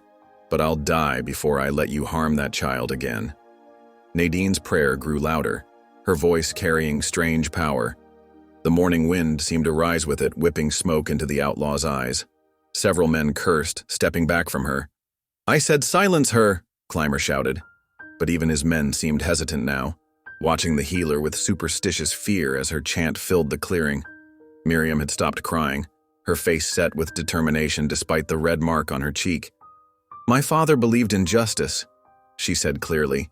"He believed good would triumph over evil. That's why he trusted me with the truth."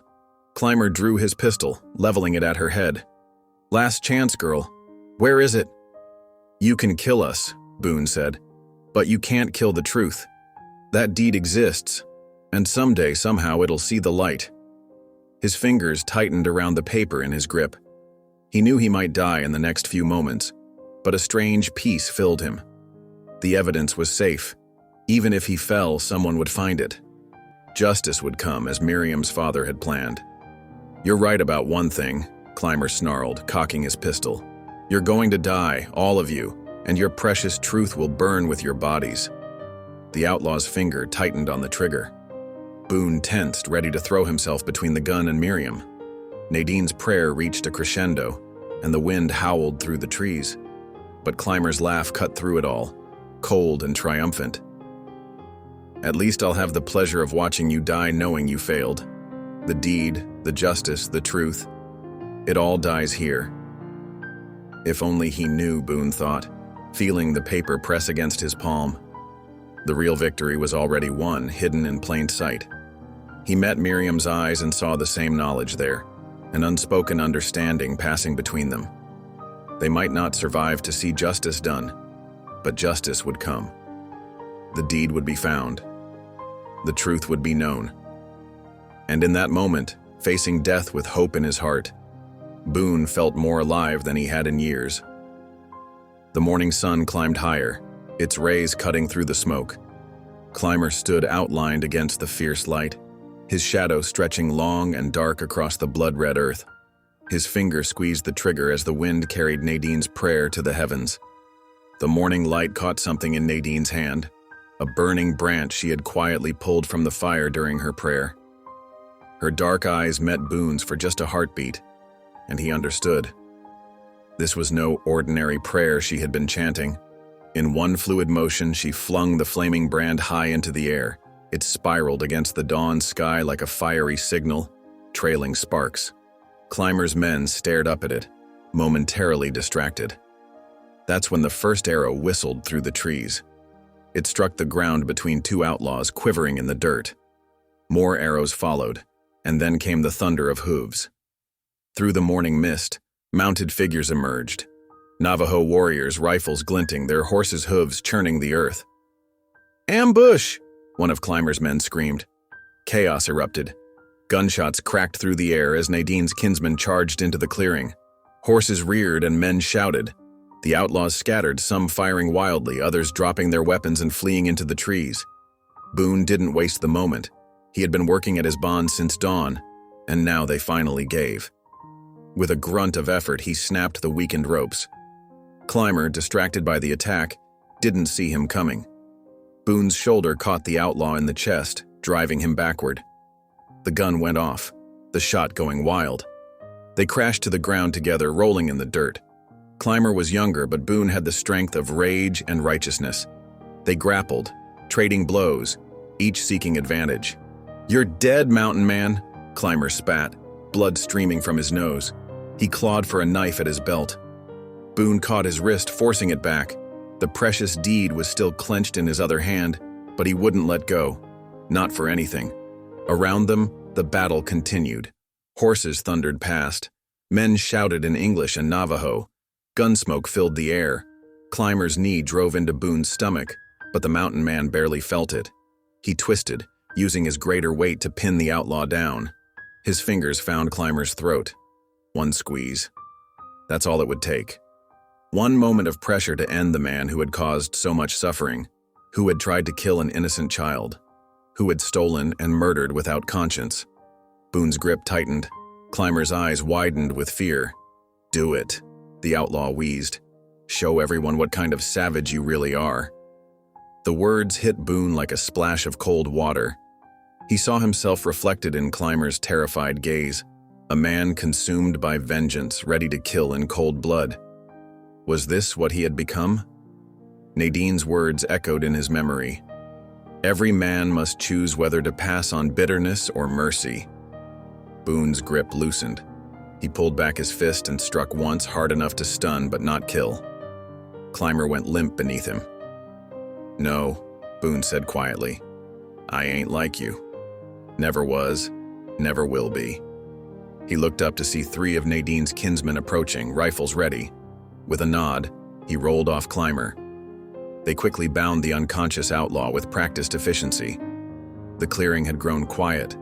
The battle was over almost as quickly as it had begun.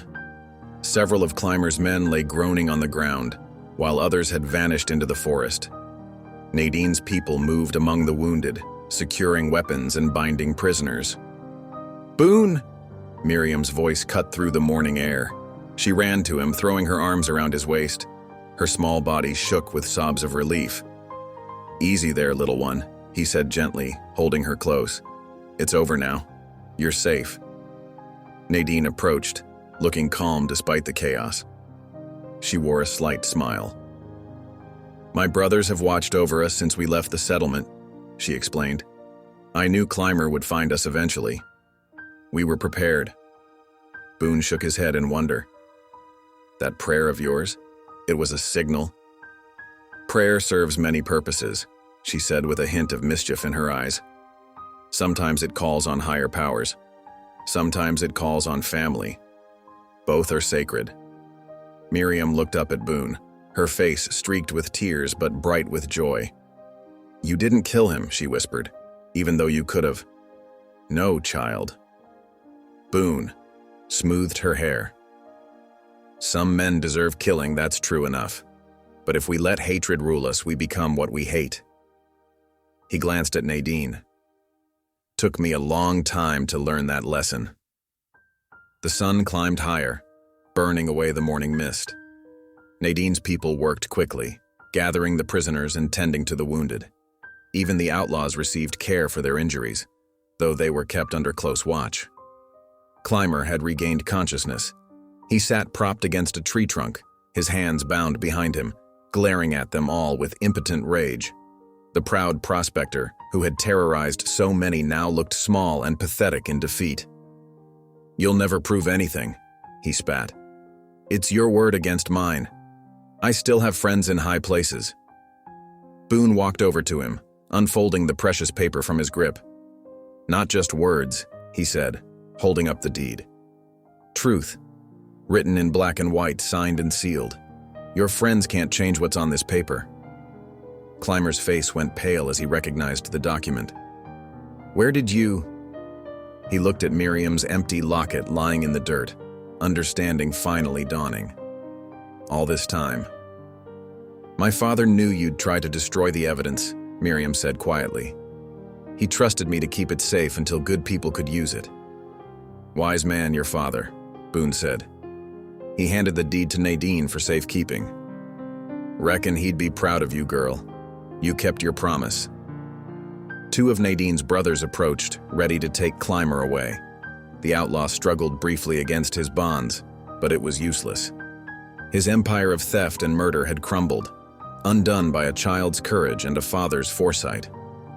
"The territorial marshal will be very interested in this deed," Nadine said, carefully storing the document in her medicine pouch. "And in the testimony of those you've wronged. Justice comes in many forms, Mr. Clymer. Sometimes swift like an arrow, sometimes slow like a river wearing down stone. But it comes." Clymer said nothing as they led him away. His shoulders slumped in defeat, his swagger gone. The man who had ruled through fear now had nothing left but his own fears to keep him company. Boone felt the tension finally leaving his body. His hands shook slightly as the battle fury faded. Miriam still clung to his side as if afraid he might disappear. "What happens now?" she asked softly. "Now?" Boone looked down at her, then at Nadine. "Now we make things right. Return what was stolen. Help those who were wronged." He managed a small smile. "Reckon that's what your father would have wanted." Nadine nodded approvingly. "The path of healing is long," she said, "but you have already taken the first step. You chose mercy over vengeance. That choice changes everything." The morning sun had fully risen now, painting the mountains gold. The air smelled of pine and wood smoke and possibility. Boone felt something he hadn't experienced in years. Peace. Not just the absence of conflict, but real peace. The kind that comes from choosing right over wrong, mercy over hatred. He looked down at Miriam, seeing not just the scared girl he'd found in the snow, but a daughter of sorts. Providence, as Nadine would say, had led him to her. Or perhaps she had led him to healing, to hope, to a future he never expected. Around them, Nadine's people prepared to move out, securing prisoners and gathering evidence of Clymer's crimes. The long work of justice was just beginning, but the hardest part was done. The truth had survived, carried in a child's locket, protected by unlikely allies, preserved by mercy instead of vengeance. Dawn painted the eastern sky in gentle strokes of pink and gold as Boone, Miriam, and Nadine guided their mounts down the winding trail toward San Miguel. Behind them, two of Nadine's kinsmen rode escort, keeping watch over a bound and sullen Ransom Clymer. The outlaw's horse plodded along, matching its master's defeated spirit. Miriam sat tall in her saddle despite her lingering weakness, her eyes bright with purpose. She had insisted on riding her own mount for this final journey, though Boone kept close beside her. The precious locket bounced against her collar, with each step of her horse. As they crested the last rise, the town spread before them, a scatter of wooden buildings and dirt streets crowned by the courthouse's proud brick facade. Smoke rose from morning cook fires and the station bell rang out clear across the valley. "Looks quiet," Boone muttered, scanning the streets with habitual wariness. "Not for long," Nadine replied softly. She nodded toward the nearest buildings where faces had already appeared in windows. Word travels fast in small towns. Indeed, as they rode down the main street, people emerged from shops and homes. A crowd began to gather, following their slow procession. Whispers rippled through the growing throng. "That's Clymer. The prospector? Look, he's bound. Who's got him?" Boone kept his focus forward, though he felt the weight of every stare. Beside him, Miriam straightened even more, her chin lifting. She had waited long for this moment. Marshal Wade Carter stood on the courthouse steps, alerted by the commotion. His weathered face showed no surprise at seeing Clymer in custody, only grim satisfaction.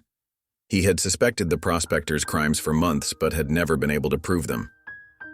"Ezekiel Boone," he called out as they reined to a stop. "Been a while since you came to town." "Reckon so, Marshal." Boone dismounted, then helped Miriam down. "Got business with the judge today, and a prisoner for your jail." Carter's deputy appeared with iron manacles. They transferred Clymer from his rope bonds, the prospector refusing to meet anyone's eyes. The crowd pressed closer, their murmurs growing louder. "Judge Harrison's hearing cases this morning," Carter said. "I'll send word you're here." He paused, studying Miriam. "This the Fielder girl? Heard she went missing months back." "Yes, sir," Miriam answered clearly. "And I have something the judge needs to see." The marshal nodded, respect showing in his eyes. "Best come inside then, all of you." The courthouse interior was cool and dim after the bright morning sun. Their boots echoed on wooden floors as Carter led them to the main chamber. More townspeople filed in behind them, filling the benches. News of Clymer's capture had spread like wildfire. Judge Harrison entered from his chambers, his black robes sweeping. He was a tall man with steel-gray hair and keen eyes that missed nothing. The room rose as he took his seat. "Marshal Carter tells me you have serious charges to present," he said, looking over his spectacles at the group before him. "Proceed." Boone stepped forward. "Your Honor, we bring evidence of land theft and fraud against Ransom Clymer. Proof that he stole mining claims from legal owners through threats and violence." He gestured to Nadine. "We have the false deeds he created, found in a cave where his gang hid them." Nadine laid out the documents they had recovered. The judge examined them carefully while the crowd murmured. "These appear to be legitimate claim papers," Harrison said, though clearly altered. He looked up sharply, but proof of the original claims would be needed to show theft. "We have that too, Your Honor." Miriam stepped forward, her voice steady despite its softness. She lifted the locket from her neck and opened it carefully. Inside, folded incredibly small, was her father's final gift, the original deed that proved everything. The judge accepted it, using a magnifying glass to study the worn paper. The room held its breath. "This is genuine," he said finally. "A master deed showing the true survey lines and original claims. properly signed and sealed. He looked at Miriam. "Your father was Jefferson Fielder, the county clerk." "Yes, sir." He knew Mr. Clymer was stealing claims. He hid this before. Her voice faltered for the first time. "Before Clymer had him killed," Boone finished quietly. The crowd gasped. Harrison's face hardened. He turned to where Clymer stood between two deputies. "Do you wish to speak to these charges?" The prospector's facade finally cracked. "They're lying. That deed is a forgery. You can't trust a half-wild mountain man and some Indian woman." "And a child?" Harrison cut in coldly. "A child? Who watched her father die for trying to stop your crimes?" He lifted the deed. "This paper bears the territorial seal. The signatures match our records exactly, and I see here claims registered to several Navajo widows whose husbands died in the war, claims you somehow acquired months later." Nadine stepped forward. "Those women were cheated of their rights, Your Honor, threatened and forced to sign papers they couldn't read. I have their testimony written here." She placed another document before him. The judge read it slowly, his expression growing sterner. The room remained hushed, watching justice unfold. "Marshal," Harrison said finally, "how many outstanding complaints do you have against Mr. Clymer?" 23, Your Honor. Everything from claim jumping to assault. Just never had proof before to make them stick." "Well, you have it now." The judge straightened, authority ringing in his voice. "Ransom Clymer, I find sufficient evidence to bind you over for trial on multiple counts of fraud, theft, and murder. You will be held in territorial prison until then." He lifted his gavel. "Furthermore, I hereby nullify all claims currently held in your name and restore them to their rightful owners as shown by this master deed." The crack of the gavel was almost lost in the cheer that went up from the crowd. Several people surged forward to embrace Miriam. Others shook Boone's hand or clasped Nadine's arm in gratitude. Clymer seemed to shrink as the deputies led him away. The man who had terrorized so many now looked small and ordinary in defeat. Through it all, Boone watched Miriam. She stood straight and proud, accepting the town's thanks with quiet grace. But it wasn't until Clymer disappeared through the jail door that he saw her truly smile, a bright, free expression that transformed her whole face. "It's really over," she whispered, turning to him with shining eyes. "That it is, child." He rested his hand on her shoulder.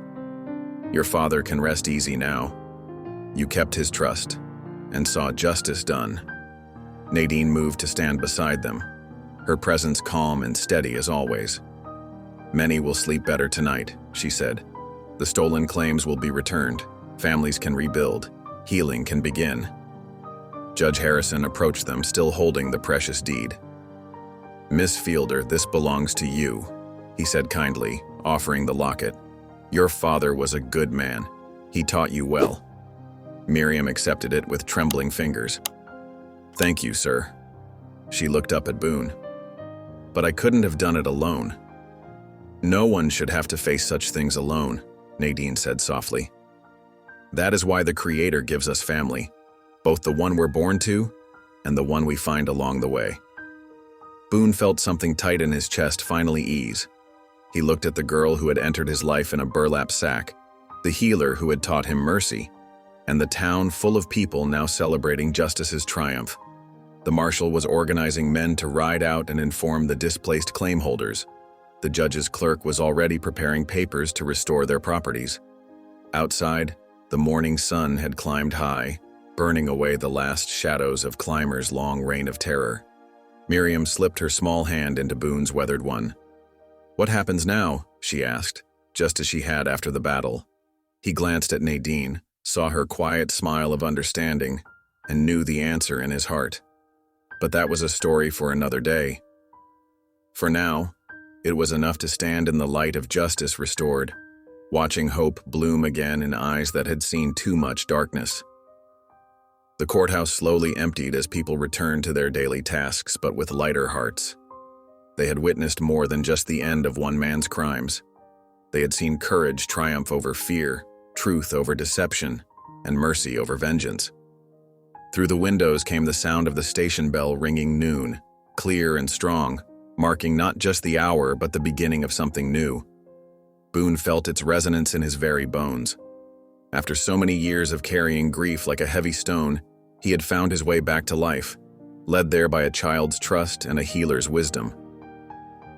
The ride back to Boone's cabin took most of the afternoon.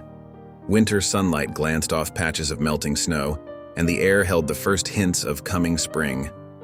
Miriam rode double with Boone, her small frame tucked securely against him. Nadine followed on her painted mare, herbs and supplies from town packed in her saddlebags. They crossed the last ridge as the sun began its descent. Boone's cabin stood just as they'd left it days ago, though now its rough-hewn walls beckoned with the promise of home rather than mere shelter. Smoke still curled from the chimney. His neighbor Seth had kept the fire going as promised. "Looks like Seth took good care of things," Boone said, helping Miriam down from the saddle. Her legs were steady now, strength returning with each passing day. "Let's get inside where it's warm." Inside, the cabin glowed with late afternoon light streaming through its single window. Seth had left a pot of beans warming by the fire and fresh-cut wood stacked by the hearth. The familiar scents of pine smoke and leather filled the air. "It feels different now," Miriam said softly, looking around the cabin's single room. More like home?" Boone finished, watching her face. She nodded, a smile spreading across her features. "Yes. Home." Nadine stepped through the door, arms full of supplies. "Then let us make it properly so," she said. "A home needs more than walls and a hearth. It needs life and love and good food shared together." She set her bundles on the rough planked table and began unpacking. Dried herbs, fresh bread from the town baker, strips of jerky, and, wrapped carefully in cloth, 3 tin plates and cups she'd bought at the general store. 3 plates, Boone noted, his voice gruff with emotion he couldn't quite hide. "For family," Nadine said simply. She moved to the fireplace and hung her own cooking pot on the iron hook, then began adding ingredients for one of her savory stews. Miriam watched her for a moment, then squared her small shoulders. "I'll set the table," she announced. She gathered the new plates and cups, arranging them with care. The simple act transformed the plank table from a mere eating surface to something more sacred, a place for family to gather. The cabin filled with peaceful sounds, Nadine humming an old song as she stirred the pot, Miriam's quiet footsteps as she moved about her task, the crackle of the fire. Boone stood for a moment in the doorway, overwhelmed by how different everything felt. Just weeks ago he'd lived here alone, his days marked only by the endless cycle of setting and checking traps, his nights empty of all but bitter memories. Now the cabin seemed to breathe with new life. Nadine's herbs hung drying from the rafters, their sweet scent mixing with the savory smell of her cooking. Miriam had placed her few belongings, the precious locket, a small rag doll purchased in town, on a shelf beside his old Bible. The sight of them there, tokens of trust and belonging, made his throat tight. "Stew's nearly ready," Nadine called. "Miriam, would you fetch water from the spring?" "I'll help," Boone said quickly, reaching for the bucket. Together they stepped out into the deepening twilight. The spring bubbled up cold and clear just beyond the cabin's door, sheltered by a grove of aspens. As they filled the bucket, Miriam spoke softly. "I used to hear it, you know. Even after you rescued me. The sound of being in that sack, the cold and the dark." She looked up at him, her eyes steady. "But I don't anymore. Now when I close my eyes, I hear different things." "What do you hear?" Boone asked gently. "Hope," she said simply, "and love, and belonging." She touched his arm. "Is it all right? That I belong here now?" Boone had to swallow hard before he could answer. "More than all right, child. It's a blessing I never thought to have again." They carried the water back inside together. Nadine had set fresh bread beside each plate and was ladling out her fragrant stew. Steam rose from the bowls, carrying the scent of herbs and promise. "Come," she said. "Let us give thanks before we eat." They gathered around the table, and for the first time in more years than he could count, Boone bowed his head willingly in prayer. The words came slowly at first, rusty with disuse. "Lord," he began, "I reckon I owe you more thanks than I can rightly say, for saving this child's life that night in the snow, for sending her to teach this old man about trust again." His voice grew stronger. "For Nadine's wisdom and healing, for justice done today, but mostly for showing me that even a heart as hard as mine could learn to love again." "Amen," Nadine said softly. "Amen," Miriam echoed, her small hand finding his across the table. They ate together in the lamp's warm glow, sharing bread and stew and quiet conversation. Nadine spoke of her people's stories, tales of hope and renewal that seemed to fill the cabin's shadows with light. Miriam's laughter rang out more than once, a sound that made Boone's heart swell each time he heard it. After the meal, they sat by the fire. Nadine continued humming her song, its melody ancient and soothing. Miriam leaned against Boone's chair, her eyes growing heavy with contentment and good food. "What's that song?" she asked drowsily. "An old healing song," Nadine answered. "It speaks of how the Creator makes all things new, how winter gives way to spring, how darkness yields to dawn, how grief transforms to joy when we open our hearts to love." Boone looked around his cabin, seeing it with new eyes. The walls that had once seemed to hold only his solitude now embraced a family. The hearth that had burned merely for warmth now glowed with welcome. Even the night beyond the windows felt different, no longer a vast emptiness, but a gentle darkness cradling their small circle of light and love. "I never thought," he began, then had to pause to steady his voice. "Never thought I'd have this again. A family, a home filled with more than just memories." Nadine's dark eyes were kind. "The Creator's gifts often come in ways we do not expect," she said. "Through a cry in the snow, through a child's trust, through choosing mercy over vengeance. You had only to open your heart to receive them." "Like opening the sack that night," Miriam murmured, half asleep. "Finding life instead of death, hope instead of fear." She yawned. "I'm glad you found me, Papa Boone." The name, spoken so naturally in her drowsy state, brought tears to Boone's eyes. He looked at Nadine, saw her gentle smile of understanding, and felt the last walls around his heart crumble into joy. "Thank you, Lord," he whispered, not caring that his voice shook or that tears tracked down his weathered cheeks. "Thank you for this miracle." The fire crackled softly. Outside, a lone coyote called, not a cry of loneliness now, but a song of wildness and beauty. The cabin held them all in its warm embrace as night deepened beyond the windows and peace settled over their hearts like a blessing. Boone reached down to touch Miriam's hair, marveling at how natural it felt, how right. The gesture stirred a memory of another child, long ago, but for the first time the remembrance brought more sweetness than pain. His first daughter would be glad, he thought, to know her father had found his way back to love. Nadine's song wove through the quiet, blessing the moment.